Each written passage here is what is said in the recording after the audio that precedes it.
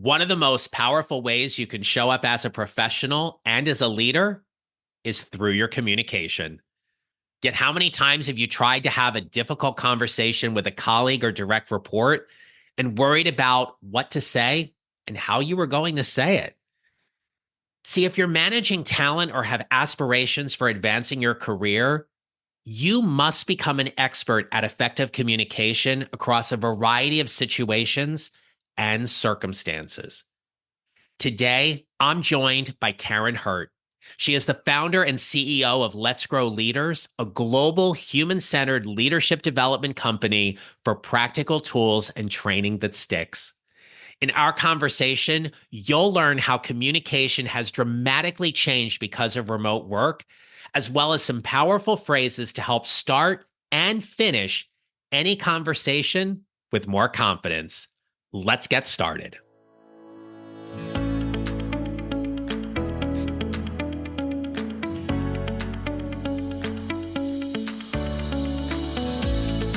Hello, my friends. This is the Mid-Career GPS podcast, and I'm your host, John Nerrell.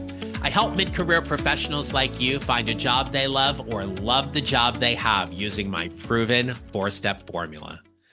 My guest today is Karin Hurt, and along with David Dye, the president of Let's Grow Leaders, their expertise has been featured in numerous media outlets.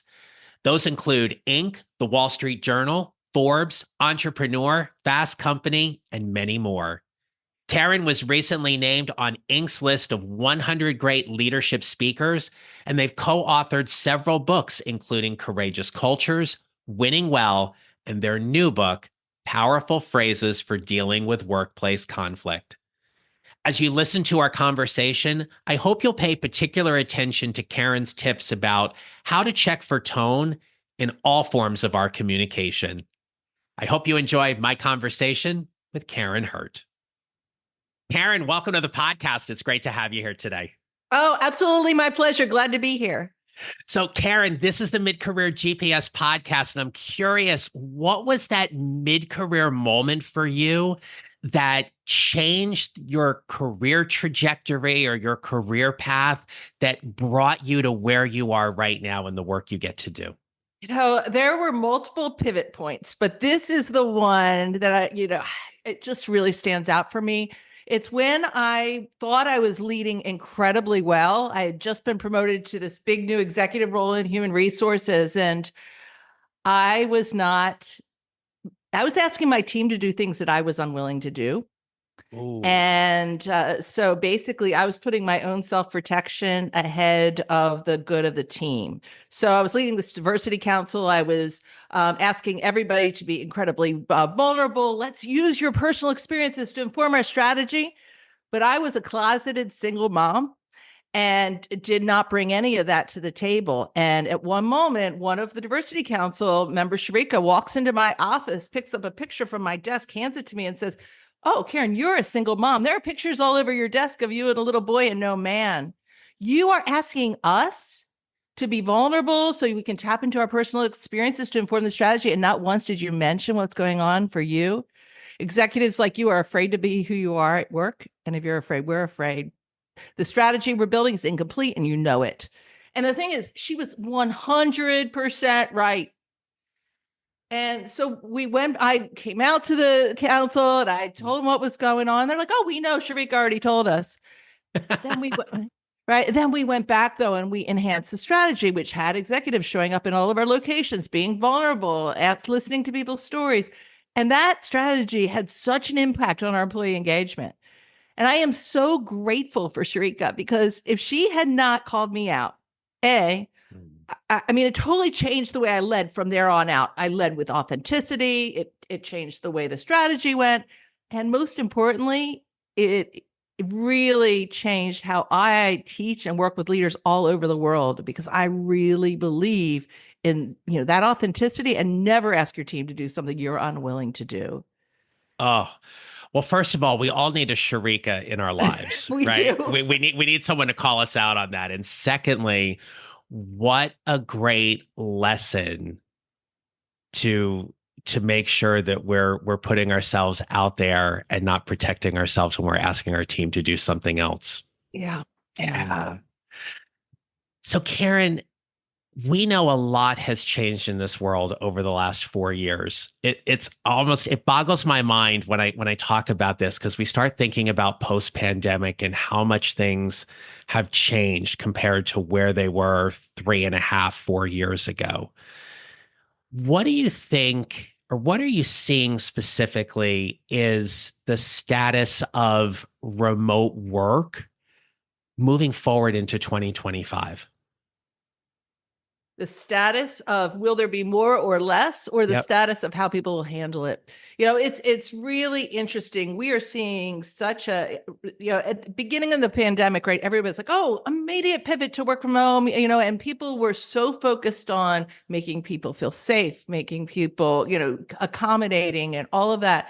And then we saw this kind of reverse back to, for many companies, if I can't see you, I can't control you. And so, and I'm working with this prospect right now, and they've just say where they're mandatory bringing people back because of real estate issues, Yep. because they don't want empty. And I'm like, that is not a reason to put people back. Like, what are you going to do with the people while they're there? So I think that you're going to continue to see companies really think about their strategies and being more, what I'm hopeful is that they will be more deliberate in making the right choices and saying, when we are together, what are we doing and how are we making the best use of those times?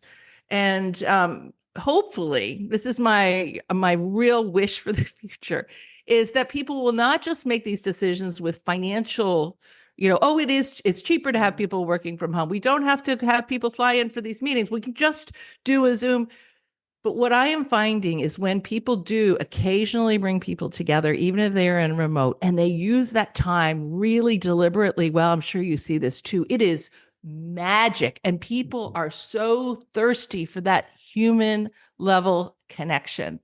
So what do I think will happen? I think some companies will get it, and they will make a very deliberate strategy that is human-centered and that makes sense for the business needs and for the human needs. And I think you will see some companies just drive to the bottom line and do whatever is the cheapest thing that could do. And I think you're going to see a competitive differentiator of the ones that get this right. It's an interesting point. And when you think about how people are coming back together, be it for that in-person meeting, whether it be every 6 months, every quarter, whatever it is, how people are showing up and how they're communicating both remotely or virtually versus in person is really where part of your expertise comes into play here. What are some of the things that people need to be aware of in terms of building those relationships and their communication when they are back in the room all together with everybody? Yeah. So two things here. The one thing, I make a habit of, and, before we start, you're like, what is your intention? Right. That was a very centering question you asked me. What is your intention for this conversation?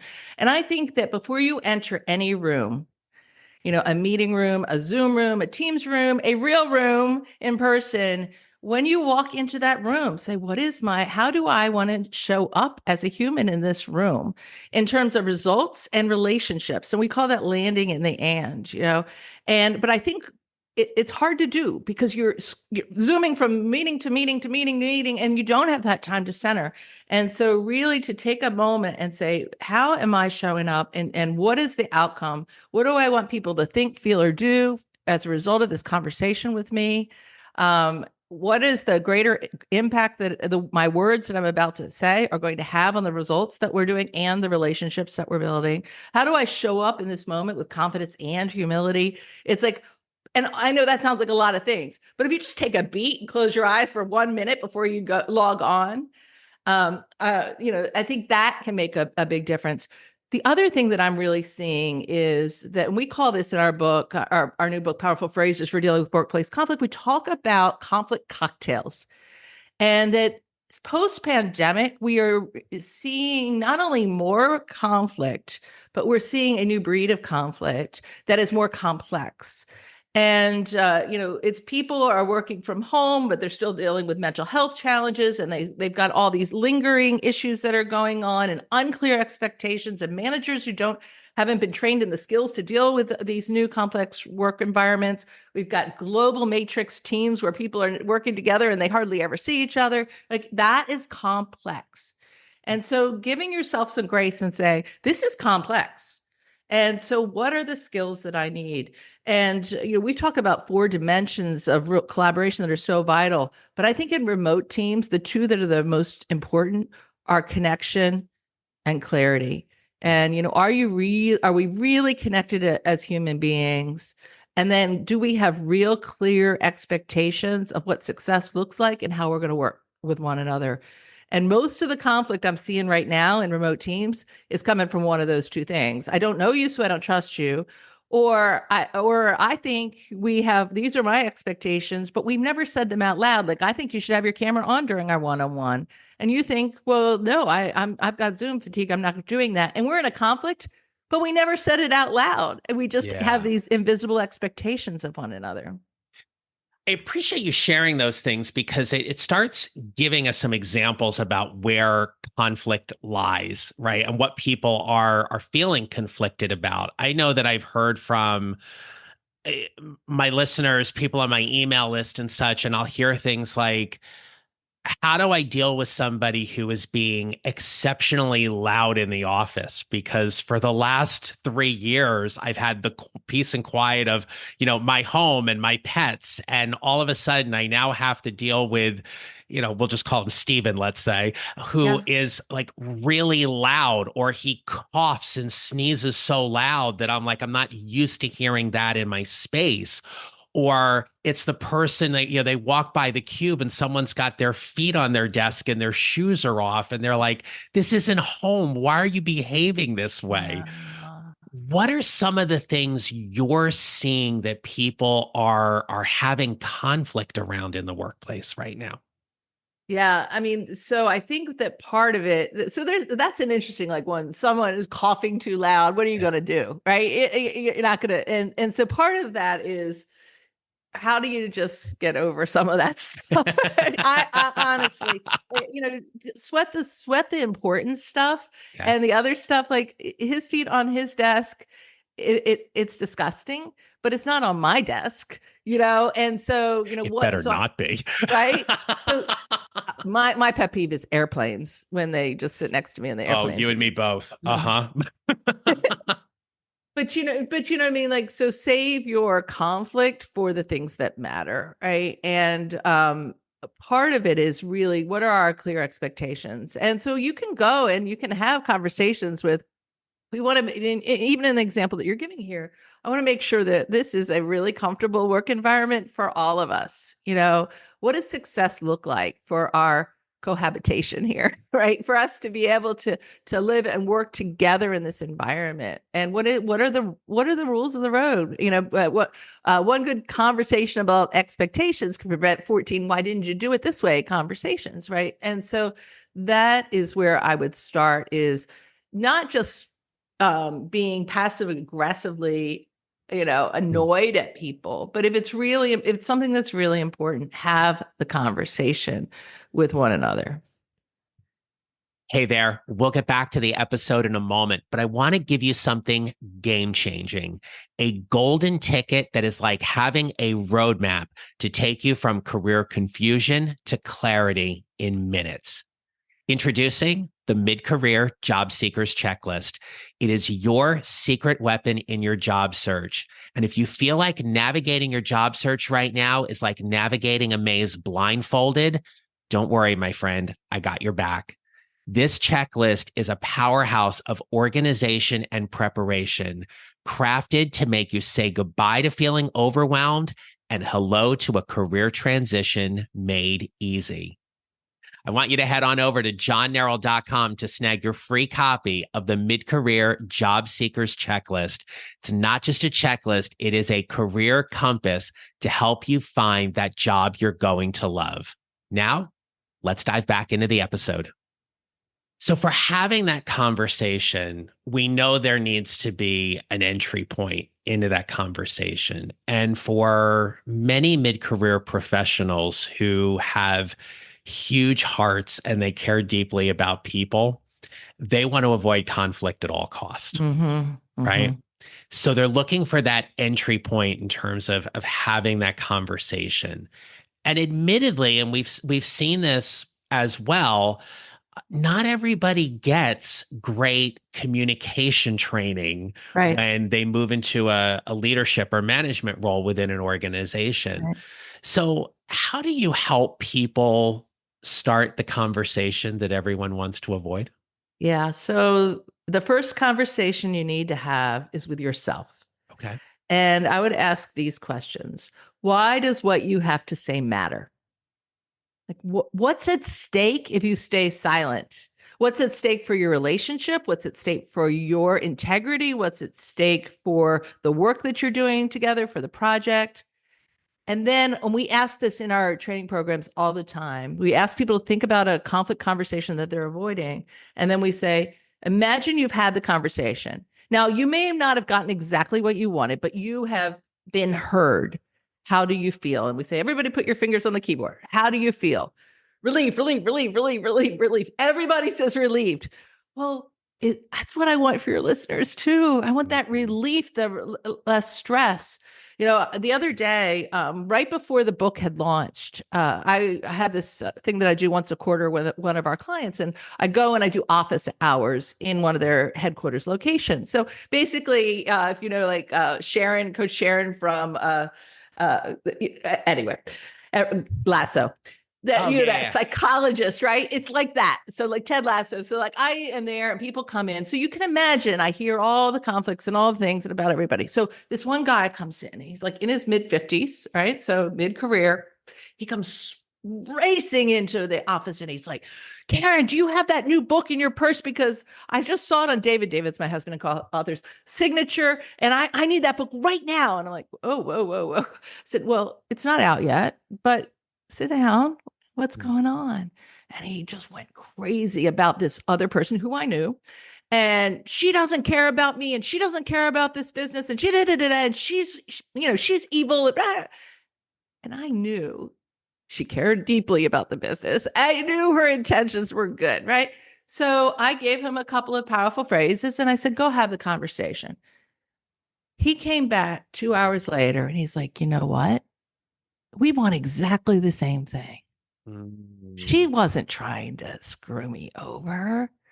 And he's like, you know how many months I've been stewing on this? 3 months. Do you know what? My wife is about sick of it. Like, she's like, will you just like talk to the hand at dinner when I want to complain?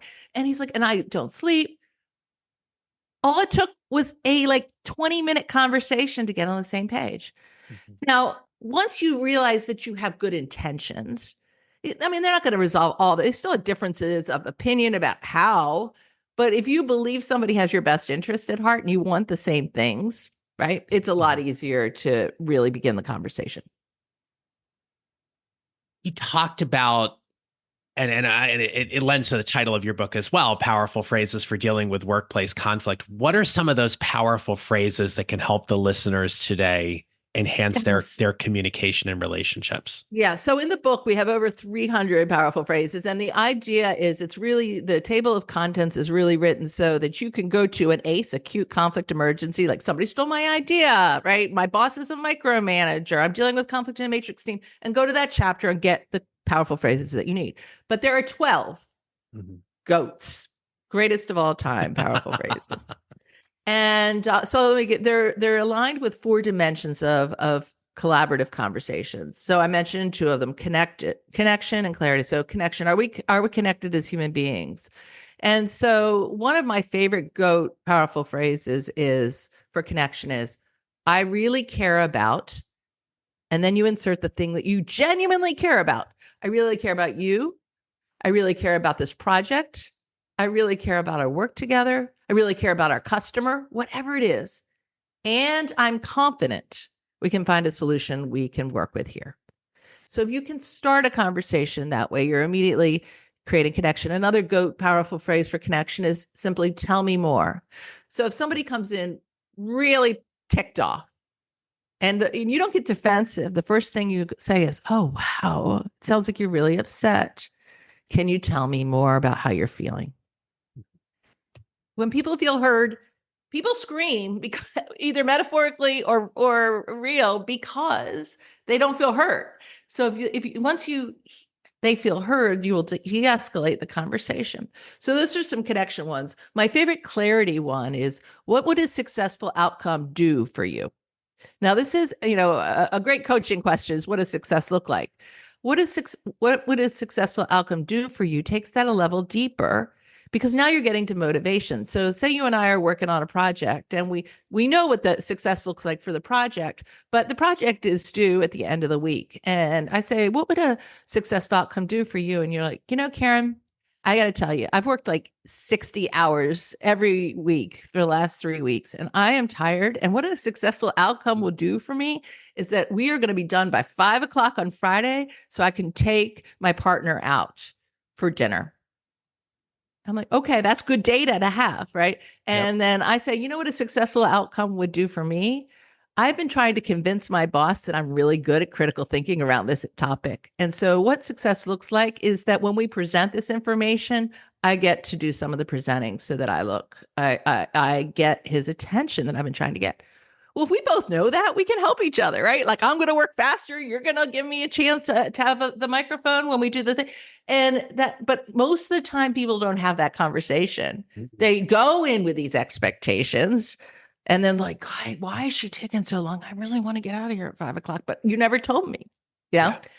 So those are, and then curiosity and commitment are the next two. Okay. And so curiosity is where are we genuinely interested in one another's perspective and what's possible? And then, so asking curiosity questions like, what does success look like from your perspective? What do you think we should do next is another curiosity. What's one next step we could take here?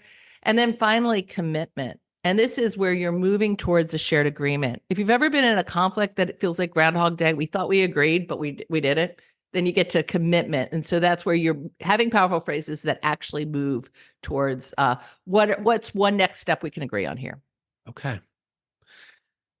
So connection, clarity, curiosity, and commitment. Those are your 4 dimensions, I think was the word you used, Yes, right? yes. So they're the 4 dimensions for all of these powerful phrases and things like that.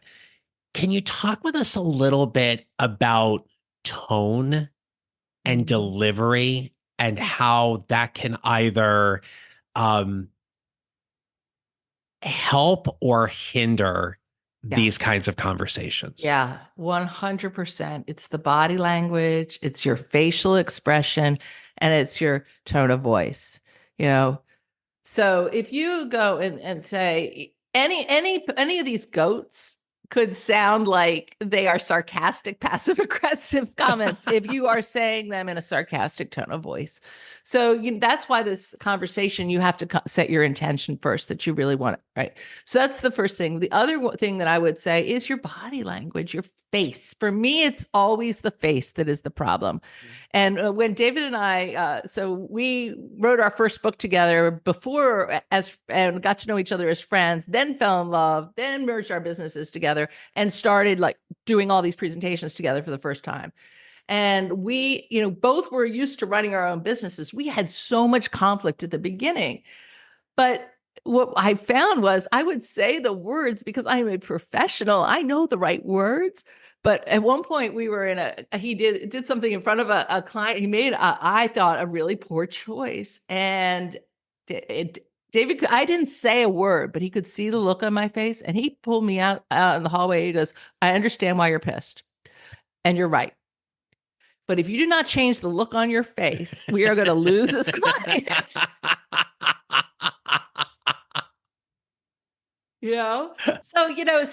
That's the hardest thing, but it's easier when you're remote because like right now I could look at my face and see how I'm doing. Yeah. And so I think, if that is a challenge for you, use the tools and see how are you showing up in these situations.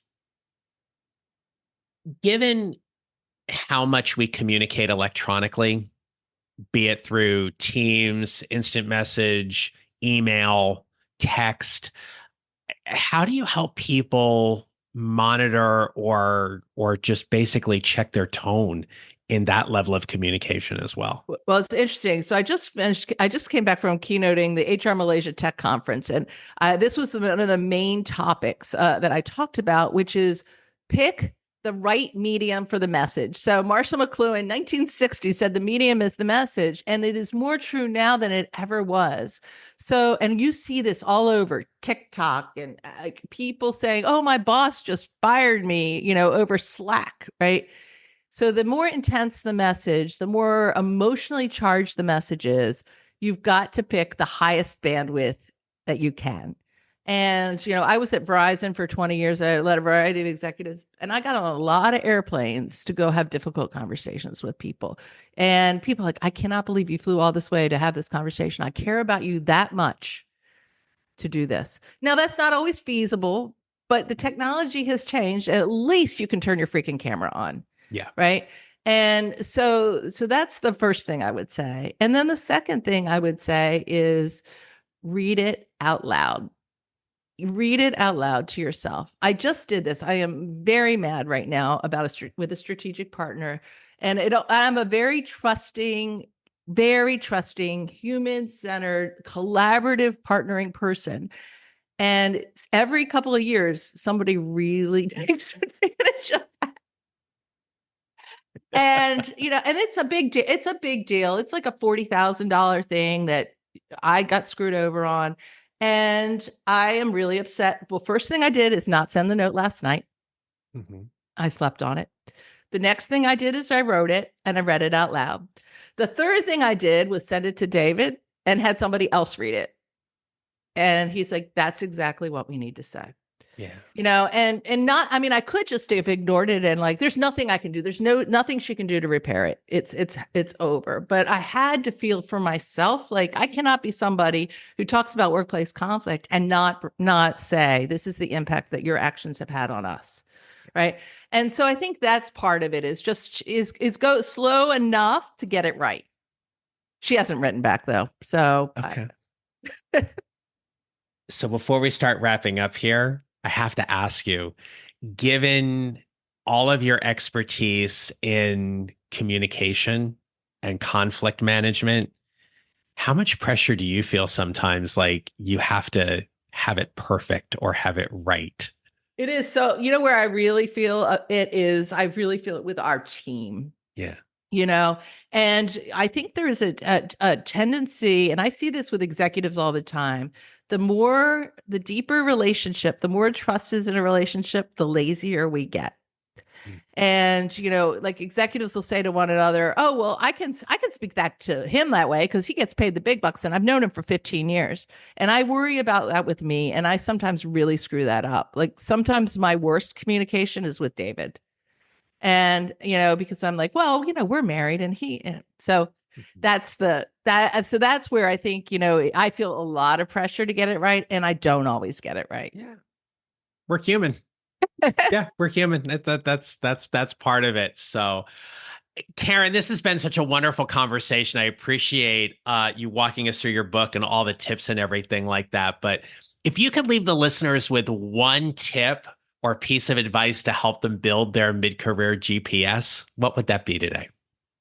Be the leader you want your boss to be. When you think you can learn as much from a good boss and a bad boss, but imagine what is the ideal boss and then work to be that person.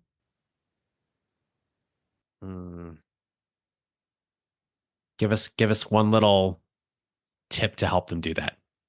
The first thing that I would say is to land in the end, show up with confidence and humility, the confidence to own your strength, to stand up for what matters, to speak the truth, and the humility to surround yourself with people who will challenge you to know your vulnerabilities and to admit when you're wrong, land in the end. Oh, so good. So good. Well, thank you for that. So, Karin, if people want to learn more about you and your husband's book, I'm going to turn the mic over to you, share all the great things where people can get the book, find you, and connect with you. Okay, so the book is called Powerful Phrases for Dealing with Workplace Conflict. And our website is letsgrowleaders.com. We write a weekly blog. David has a podcast. I do an Asking for a Friend show. Lots of free ways to connect with us. And since this podcast is coming out on October 1st, it's actually this book is available for Kindle on Kindle sale for $2.99 from September 30th through October 6th. So the timing is perfect if you want to check it out. That's an easy way to do it. I will make sure all of that is in the show notes. But Karin Hurt, thank you so much for sharing all this wonderful information and being a great guest on the Mid-Career GPS podcast today. Absolutely my pleasure. Thank you so much. So my friends, if there's one big takeaway from my conversation with Karin, I want to leave you with this. How much care did she communicate to us in terms of dealing with the workplace conflict and having these conversations with people, whether they're colleagues, people on your team, your direct reports, or even your boss? The intention behind all of it was to show up from a place of care and concern, but to do it with the confidence to have a conversation with the intention of whatever that end result is that you want. She talked about 4 key dimensions about clarity, connection, curiosity, and being committed. So pick one of those. Pick one of those today. And what could you work on? Go get her book. And until next time, my friends, remember this. You will build your mid-career GPS 1 mile or 1 step at a time. And how you show up matters. Make it a great rest of your day.